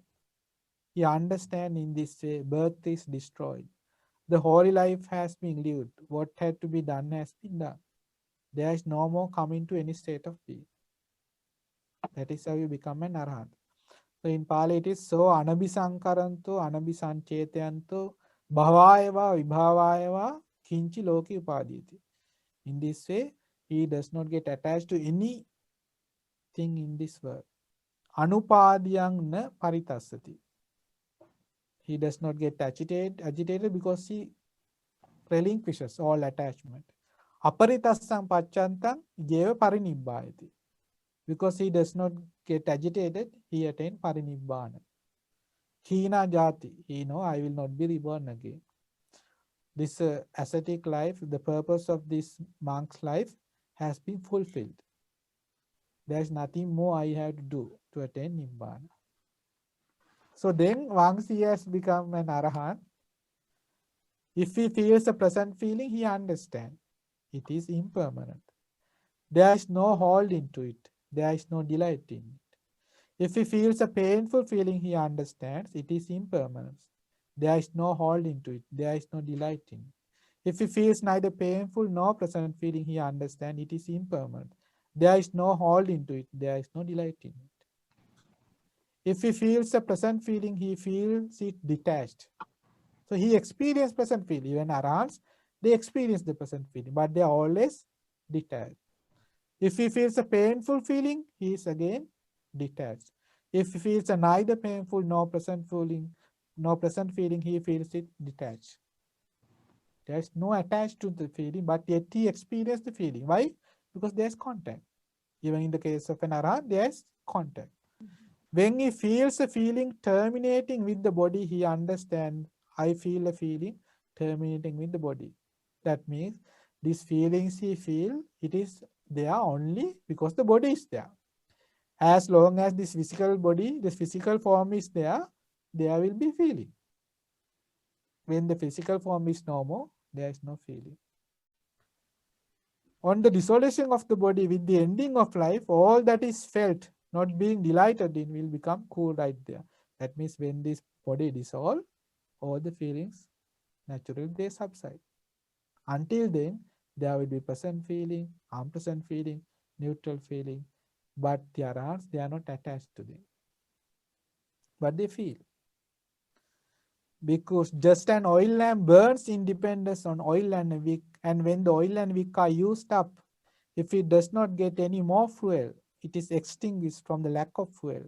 So too, when he feels a feeling in this way, and when the body subsides, and he has realized, and there is no craving, there is no more fuel.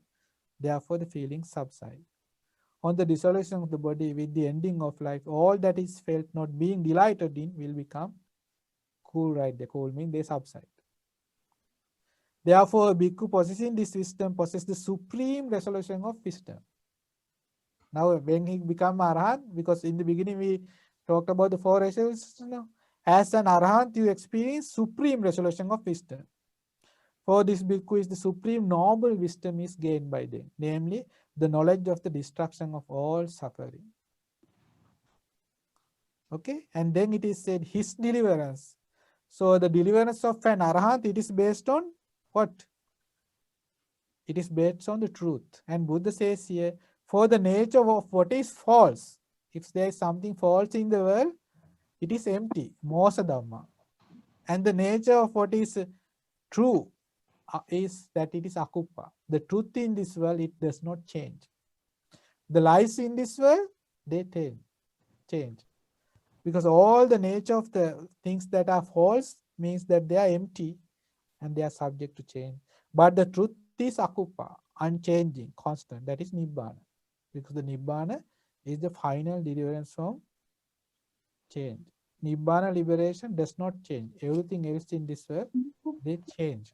That is why once you have realized the Dhamma, nothing in this world can affect you. You are unfazed by everything. Go back to Dante. Okay, the 8 worldly consciousness and everything. Nothing can affect you. Therefore, bhikkhu possessing this truth possesses the supreme resolution of truth. For this bhikkhu is the supreme noble truth, namely Nibbana, which has an undeceptive nature. That means that is the sublime truth. Okay, then formerly when he was ignorant, he undertook and accepted acquisitions. Now he has abandoned them. That means he is not attached to anything. He is relinquished everything. Because that is one of the results we discussed, no? Relinquishment. Bhikkhu possessing this relinquishment possesses the supreme resolution of relinquishment. When you become an Arhat, you have given up all attachment. You have relinquished everything. That is why it is called the supreme noble relinquishment. Formerly, that means before, when you were ignorant, he experienced covetousness, desire, lust. Now he has abandoned them, cut them off at the root, made them like a palm stump, done away with them so that they are no longer subject to future arising. Formerly, when he was ignorant, he experienced anger, ill will, hate. Now he has abandoned all of them. Formerly, when he was ignorant, he experienced ignorance and delusion. Now he has abandoned all of them. Therefore, bhikkhu possessing this peace possesses the supreme resolution of peace. That means he has given up all the defilements, all the taints. So he enjoys the resolution of supreme peace. So it was with reference to this that it was say one should not neglect wisdom. That means not neglecting wisdom is with regard to this sutta to contemplate upon the reality of the 6 elements. If you do that, you are not neglecting wisdom. Should preserve the truth. Okay? When you develop the path in this manner, you arrive at Nibbana, the unchanging truth. Should cultivate relinquishment. That means you are able to give up all attachments. And should train for peace. Once you have given up the defilements, then you are at peace. Okay? Then there is some other thing that we discussed right at the beginning. That is also explained here. The tides of training do not sweep over one who stands upon these resolutions. One who have based yourself upon these 4 resolutions, the tide of craving do not sweep over you. And when the tides of craving no longer sweep over him, he is called a sage at peace. Then you enjoy supreme peace. So it was said, and with reference to what was this statement made? Buddha says, Bhikkhu, I am is a craving. I am this. If you think I am, that's a craving. I am this is a craving. I shall be is a craving. I shall not be is a craving. I shall be possessed of form is a craving. I shall be formless is a craving. I shall be percipient, that is also a craving. I shall be non-percipient, that is also craving. I shall be neither percipient nor non-percipient. It is also a form of craving. Craving is a disease. Craving is a tumor. Craving is a dart. By overcoming all cravings, because one is called a sage at peace. And the sage at peace is not born, does not age, does not die. He is not shaken and does not yearn. For there is nothing present in him by which he might be born. Not being born, how could he age? If you are not reborn, you would not age. No aging, how could he die? Not dying, how could he be shaken? Because we are shaken by death. If you do not die, how can you be shaken? Not being shaken, why should he yearn? So it is with reference to this that it was said, the tides of craving do not sleep over one who stand upon these four resolutions. And when the tides of craving no longer sleep over him, he is called a sage at peace, that is an arahant. Bhikkhu, bear in mind this brief exposition of the 6 elements. That is how the Buddha ends the sutta. It's a very beautiful sutta. So in darkness, still the sutta ended. Then what happens? Thereupon the Venerable Pukusadi thought, indeed, the teacher has come to me. Then he realized in the darkness. Why? When you see the Dhamma, you see the Buddha. Buddha said, you can be right there next to Buddha holding on to his robe. But still, if you do not realize the Dhamma, you cannot truly see the Buddha. Even in darkness, Pukusati realized the Dhamma. And he knew it was his teacher that was in front of him. That is why he said, indeed the teacher has come to me. Sublime one has come to me. The fully enlightened one has come to me. Then he rose from his seat, arranged his upper robe over one shoulder, and prostrating himself with his head at the Blessed One's feet, he said, Venerable Sir, a transgression overcame me. I made a mistake. What is that? In that, like a fool, confused and blundering, I presumed to address the Blessed One as friend, because he didn't know this was the Buddha. So he, in the beginning, said to the Buddha, friend. So he excuses himself, apologizes, and corrects himself. Venerable Sir, may the Blessed One forgive my transgression. Seeing as such, for the sake of restraint in the future, I will not again make this mistake. Because at this moment, he became a non-returner, okay? When he realized up to the point of a non-returner. Surely, Bhikkhu, a transgression overcame you, said the Buddha. In that, like a fool, confused and blundering, you presume to address me as a friend. But since you see your transgression as such and makes amends in accordance with Dhamma, we forgive you. For it is growth in the nobleness difficult when one sees, when you made a mistake and you see it as your mistake, it's a development, it's a growth in the teachings of the Buddha. Therefore, we forgive you so that you have restrained yourself that in a way that you will not make the same mistake again. Then Pukusati says, Venerable Sir, I will receive the full admission under the I want to ordain with the Buddha, under the Buddha. The Buddha says, do you have a bowl and robes? So if you want to ordain, you should have the bowl and the 3 robes. So Pukusati said, no, sir. Venerable Sir, I do not have a bowl or the robes with me. Then Buddha said, Bhikkhu, Tathagatas do not give the full admission. Do not ordain a person if he does not have a bowl and robes. So you should have them to be ordained. So then the Venerable Pukusati, having delighted and rejoiced in the Blessed One, rose from his seat, and after paying homage to the Blessed One, keeping him on his right, he departed in order to search for a bowl and robes. Okay, he went in search for robes and a bowl. Because you might have heard in the suttas where there are instances, Ehi Bhikkhu Pavidda, Buddha teaches a Bhikkhu the Dhamma, and Buddha says, Bhikkhu, come here. Come, Bhikkhu. He just say those words. These teachings are well expounded. Come and practice in my dispensation. Just by those words, it's a miracle of the Buddha. That monk loses all his lay form. He loses his head, there, the lay clothing, and he automatically, spontaneously, he is donned in robes with his head shaved, and you see a Bhikkhu. Those who realize arahantship in this life, they are the only ones fortunate to have the Ehibiku ordination. Okay, others cannot have that. In case of Pukusati, he didn't have the merits to become an arahant in this life. He can only develop up to the point of non-returner.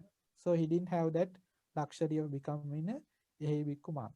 So that is why Buddha asked him to get the robes, and Buddha knew that he didn't have much time to live. When he went in search for robes, a stray cow attacked him and he died. That moment, at that place, he just died. And now, and when Buddha, he went, then in the morning, Buddha came out of the potter's hut. And you know, there is always rays emanating from the Buddha's body. And because of the rays emanating, whole of Rajagha got to know the Buddha had arrived in Rajagha. Until then, they didn't know. King Bimbisara also got to know this, and he came to Buddha. And Bimbisara, the Buddha told King Bimbisara of Pukusati, the king, and the discourse and all the things that happened, how he met the Buddha. And King Bimbisara wanted to meet his friend. This was his loving friend. He had wanted to see so much, and he went in search for King Pukusati, the monk. But by then he had died. So the king took his body, washed the body, cleaned the body, and covered the body, like dressed him up again like a king, and cremated his body. Okay, and made a stupa out of the relic. And then the monks got to know of all this. And what happened thereafter is the monks went to the Buddha and asked Buddha that monk who he was not a monk, he couldn't ordain, no? He was just a monk, like he was donning robes, but he couldn't become a monk in the Buddha's ordination. That person who heard the Dhamma from the Buddha, he has died. Where was he born? Asked the monk from the Buddha. The Buddha said, monks Pukusati, he is very wise. It says here, because the cranksman Pukusati was wise, he practiced in accordance with the Dhamma and did not trouble me in the interpretation of the Dhamma. With the destruction of the 5 law of attacks, the cranksman Pukusati has reborn in the pure birds, and will attain final Nibbana there without ever returning to this world. So it is said, I think in the commentary, he was born in the Avya Brahma world, and the moment he was born there, spontaneously he attained Parinibbana. That is one way you attain when you become a non-returner. The moment you are born in the Brahma world, then and there you attain Parinibbana. In some cases, you live out the lifespan in that Brahma world. In some cases, you gradually go to each of the Brahma worlds and you attain Parinibbana. It's different from each person. In the case of Pukusati, the moment he was born in the Avya Brahma world, he attained Parinibbana. So see, the wonder of the teachings of the Buddha, the extent to which you can develop your life. Pukusati, see his journey. He was a king in Taxila.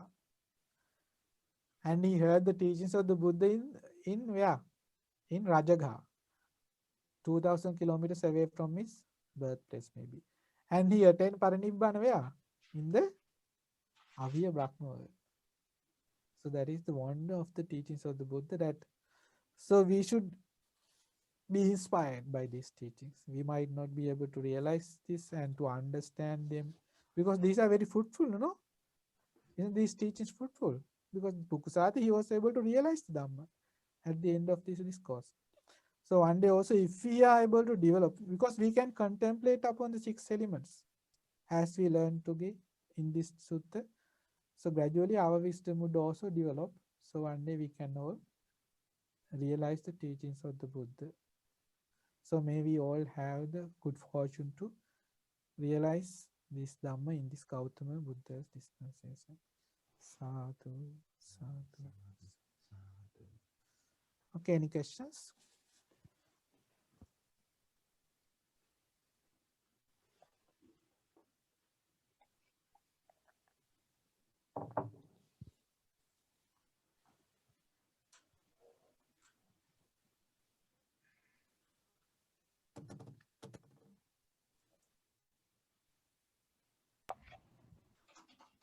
Namo Buddhaya, Bante.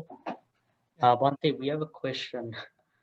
Actually, Bante, we were wondering, like, what's the difference between this Akasha and the Vayu Dhatu? What is the difference between? Between the Akasha and the Vayu, The element and the air element and the space. Yeah. Air element is like, as we discussed, is air. Space and air is the two things, so it's the same. In space, you find air, but air elements is something you can experience. No, the wind that blows, space doesn't blow, the wind blows.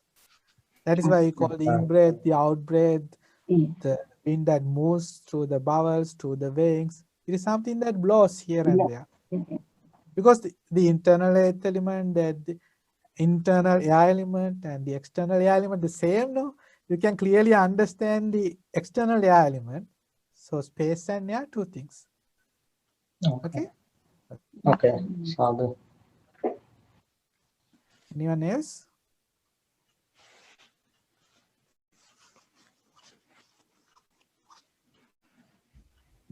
Bante, can I ask you something? Oh, sorry, Bante. Bante, when we talk about the exploration through our senses, Bante, because of contact and that feeling arise, and then through that we explore with our mind, right, Bante? Mhm. Then when we explore by the mind, do you think, Bante, it becomes mind exploration at that time? Or because when we say exploration through the eye, let's say we see something pleasant, something beautiful, but when the contact ceases, the mind is still thinking about it, then it will become mind exploration, right, Bante? Mind exploration with regard to the mind objects, present, unpresent, and neutral, it happens because all the time when we see something, hear something, taste something, comes into contact with thing, anything with regard to the other five senses, Yeah. there is the consciousness, no? Consciousness is there. Because Right. there is contact. That is why we can recollect our experience to the eye, nose, tongue, and body. That means things we have seen, tasted, heard. All of these things we can later recollect upon because the mind is involved. Mind is consciousness, it's the same. What we call the mind, consciousness, mentality, they're actually the same. Okay? So because the mind is always involved when you see a form, that is consciousness is involved, later you can recollect that experience. When you recollect the experience, it becomes a mind object. Then with Yeah. regard to that mind object, there is the exploration, mental exploration. Yes, that's what I was asking, Bante. So it becomes mind exploration, Bante, when we recollect that again, right, Bante? It's mental Yes. exploration. Yes. Many. Professor Swaminathan? Yes, there was a Yeah, this is a question regarding the feeling, the asada, the I don't know the English word for that, maybe the I don't know the exact English word for the asada. Adina Nisar about asada. Gratification, yeah. Gratification, yeah. So we talk about the gratification of the unpleasant feeling, dukkha, dukkha domanasa. So can you explain how do we see the gratification of dukkha feeling Gratification and attachment to it? Yeah, gratification of the unpleasant feeling is, what is the gratification of the unpleasant feeling? It changes to a pleasant feeling. It doesn't last forever. That is the gratification. Okay? It changes. Unpleasant feeling will change and there will arise the pleasant feeling. That is the gratification. asada of an unpleasant feeling. Does that answer the question? You mean the impermanence of the unpleasant feeling? Yeah, Is the gratification? it's unpleasant. No, it then once it changes to a pleasant feeling at sometime it happens. So that becomes that's the gratification. If it lasts throughout, then that is the adina. But every unpleasant feeling it ceases because it is also conditioned. So this is in the sutta. I think where the discussion is, I think Chula Vedadalo, Maha Vedala, I don't remember which sutta. The discussion between Visaka and Dhammadinna. Okay, Visaka and Dhammadinna Bhikkhuni. So there this question is raised. What is the gratification of the unpleasant feeling? The gratification of unpleasant feeling is then described there by Dhammadinna Bhikkhuni, that it changes and becomes a pleasant feeling. That is the gratification. Is it the Patibhaga is the same? In the Chula Vedala, it says the Patibhaga of dukkha is sukha, like that. It goes like that. So Yeah. That's the point. That's the place.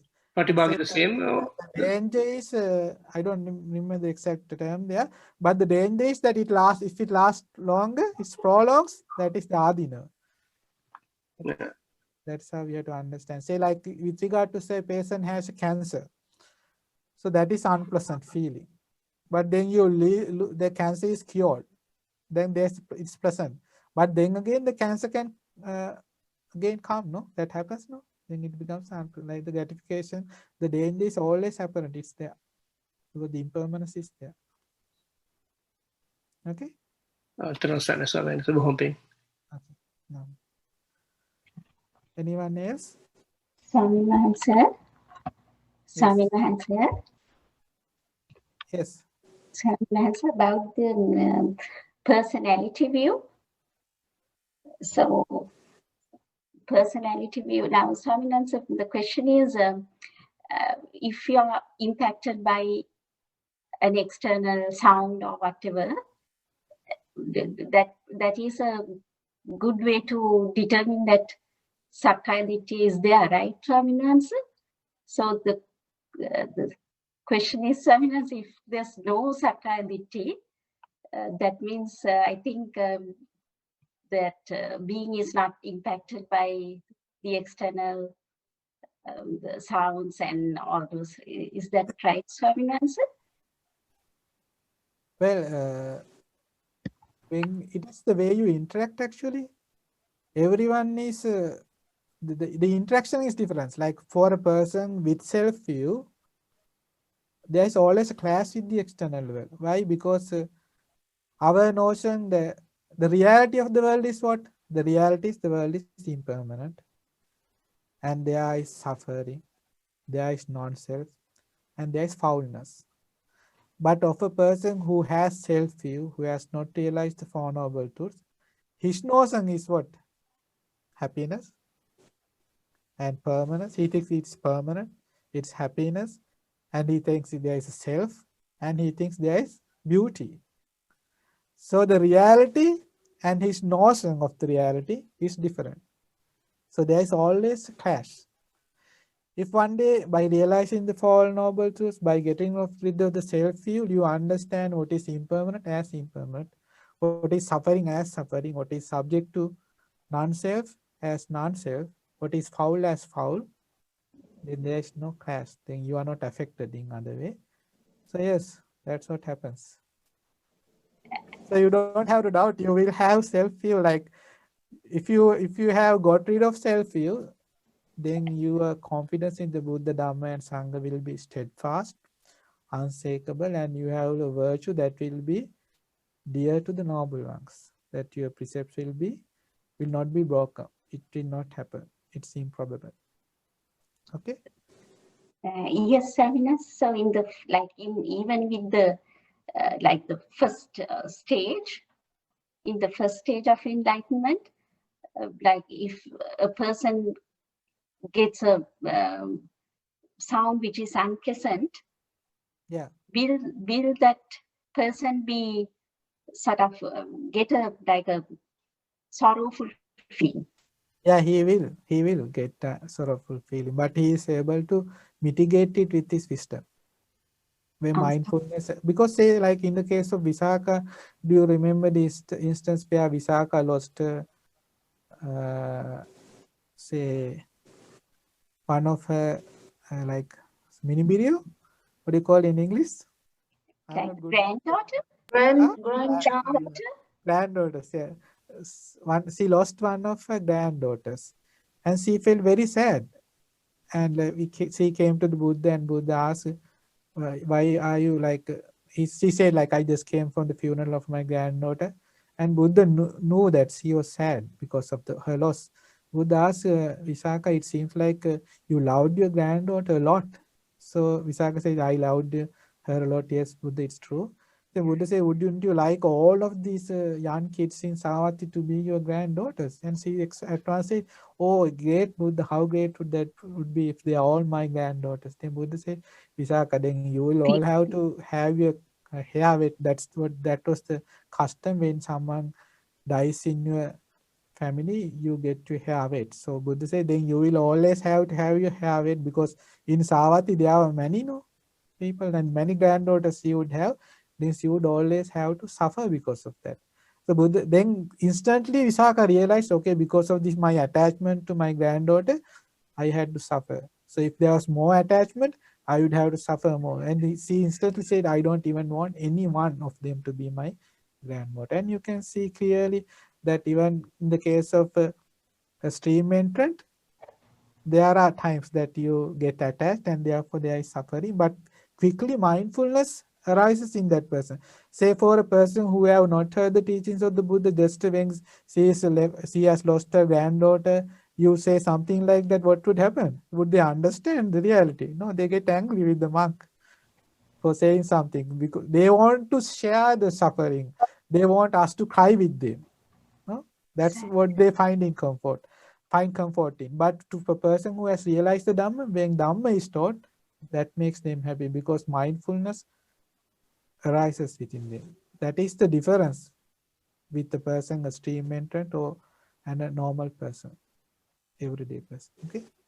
Yes, I will answer.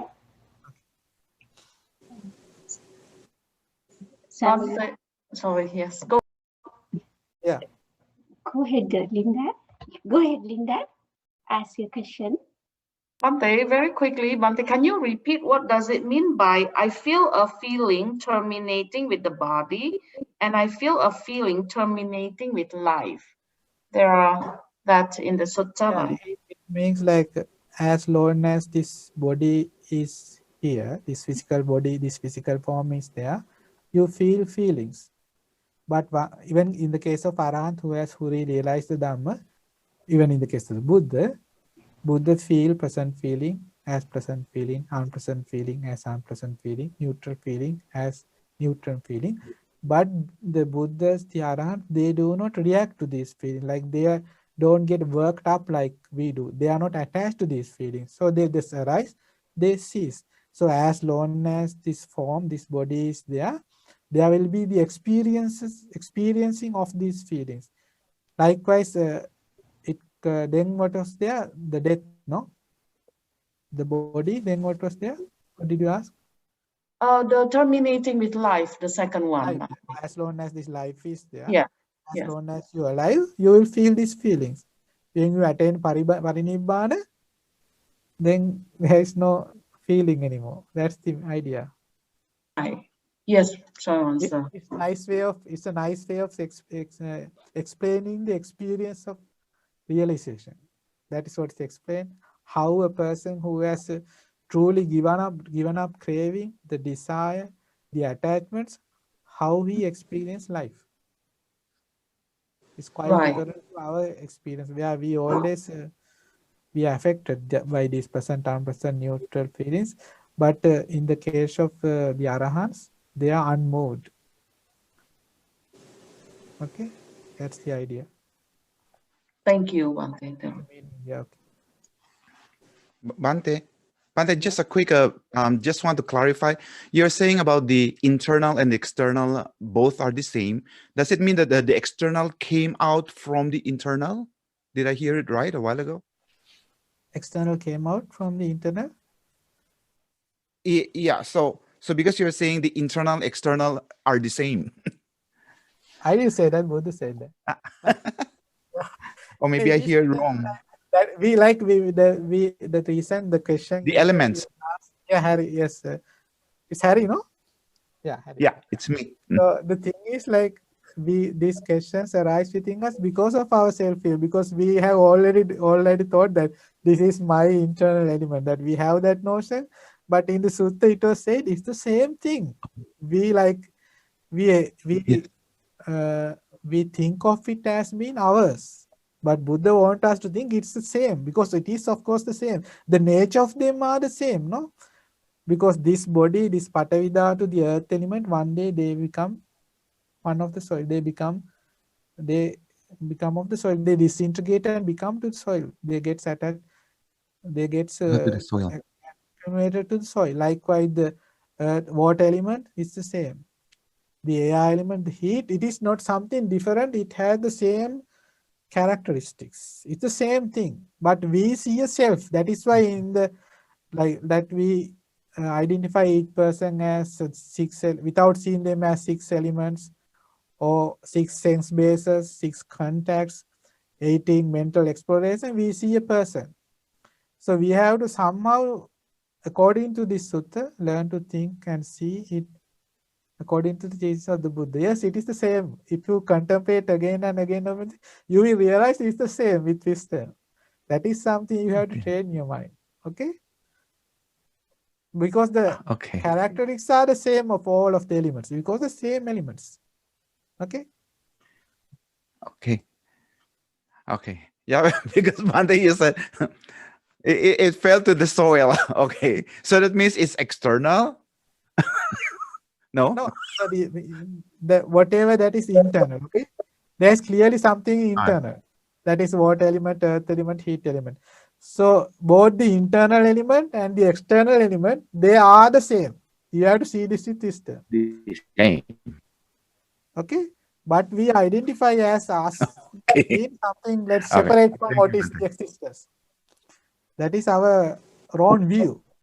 We try to separate ourselves from the external elements, but it's the same. That you have to see. But it's okay. Okay. Okay. You can also read the Maha Attipadopama Sutta. There are nice similes that would help you to understand that, Harry. If you can look that up, there are some nice similes in the Maha Attipadopama Sutta. There's some similes there. Okay. Thank you, Bhante. Anyone else? Answer. Yes. Swami if for thoughts to arise, is avidya or this ignorance a factor, Swami answer? Is ignorance the factor for the thoughts to arise? Or is it just, it's like the nature, it's a natural truth that all the time thoughts are coming? It is because of the ignorance that defiled thoughts arise. Prapancha is there because ignorance. Prapancha is like always. Like there is this, these defilements are always fostered, and then they fester because of what? Ignorance. If there is no ignorance, there is no agitation in our life. There is always peace and calm, because we always think of what that person did, what he might do, how we interacted with her. Like we have all these questions, these unnecessary thoughts that come and go in our mind, and that create havoc in our mind. That is because of prapancha. Prapancha means defiled thoughts that arise. Okay, that is there because of ignorance. If there is no ignorance, of course there will be thoughts, but good thoughts. Good thoughts. Thoughts of detachment from sensual pleasure, nekkhamma sankalpa, avyapada sankalpa, thoughts of loving kindness, avihimsa sankalpa, thoughts of kindness, like these things, those thoughts are there. All things that are wholesome, born of the Noble Eightfold Path, not the Noble Eightfold Path, that will be there. All the unwholesome are abandoned. So there is great calmness, peace that is experienced by the arahants. Okay, because there is no Mm. ignorance. Yes, Swaminathan. And at the same time, because of ignorance, the tanha is also there. This craving comes because of ignorance. Yeah, if there is no ignorance, then there is no craving. Craving as well. Yes, Bhante. I think it's late now, so we'll call it today. Yes, Bhante, we have to conclude, Bhante. Swaminathan sir, Swaminathan Thiruvan Saranai, Swaminathan, I found that in Chulavidala Sutra, the Sutra, that part, it says Sukhaya Panaya Vedanaya King Patibhagoti. Sukhaya Panaya Vedanaya King Patibhagoti. Sukhaya ko also Visaka Vedanaya Dukkha Vedana Patibhagoti. Dukkaya Panaya Vedana King Patibhagoti. Dukkaya ko also Visaka Vedanaya Sukha Vedana Patibhagoti. I was searching actually for the meaning of this Patibhaga too, but I couldn't find. I thought maybe the opposite, but opposite or something related to. The questions you raised there, the question you actually raised, it's after this. If you read the sutta more, you will find that exact question. Where Asada and Adina is asked about the feeling. It is there too, Swaminathan. You have to read for like further, and you will come across that exact question. Okay, Swaminathan. Okay. I will read it, Swaminathan. Didn't we do this sutta? It's a nice sutta. Maybe we can discuss it later. Yeah, that's a nice sutta. If you can discuss maybe next weekend. Okay, we'll see that. Maybe next week. Swaminathan. So may all the merits today we have acquired myself by teaching your Dhamma and yourself listening, also discussing this Dhamma. We shared with all the Devas and the Brahmas of the world. And may they too realize the Four Noble Truths in this Gautama Buddha's dispensation. Sadhu, Sadhu, sadhu, sadhu.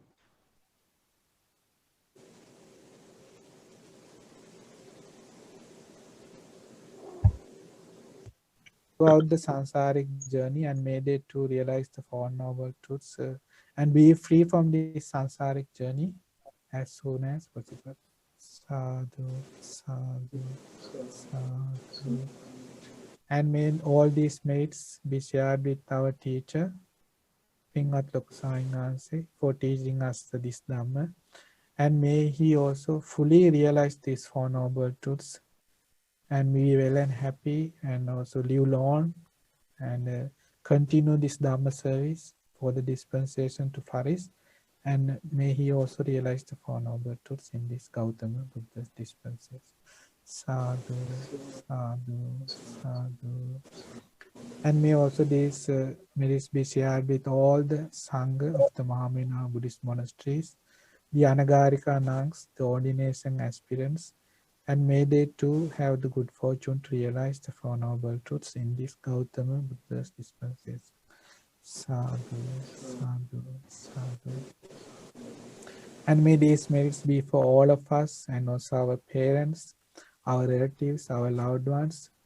May we all be fortunate to acquire merits in this life and practice the Dhamma as much as possible, and have a good rebirth in the heavenly worlds and realize the Four Noble Truths in this Gautama Buddha's dispensation. Sadhu, sadhu, Sadhu, sadhu. We will ask for forgiveness from the triple team. Kayena vacha cittena pamadena maya katang acchayang kamame bhante uripanya tathagata. Kayena vacha cittena pamadena maya katang acchayang kamame dhamma sandittika akanika. Kayena vacha cittena pamadena maya katang acchayang kamame sangha punya ketang anuttara. Sadhu, sadhu. Okay, repeat after me to share merit and pay respect to the Bhante. So get on your knees. Okata vandami bhante. Maya katam punyang samina anumoditabang. Samina katam punyang mayang databang. Okasa dwarattena katang sabbang acchayang kamatami bhante. Okasa kamami bhante. Dutiyampi okasa kamami bhante. Tapiyampi okasa kamami bhante. Supateva, Supateva. May you all have the good fortune to realize the Four Noble Truths in this Gautama Buddha's dispensation. Namo Buddhaya. Namo Buddhaya. Namo Buddhaya Bhante. Namo Buddhaya Bhante. Everyone, sorry. Jai Bhante.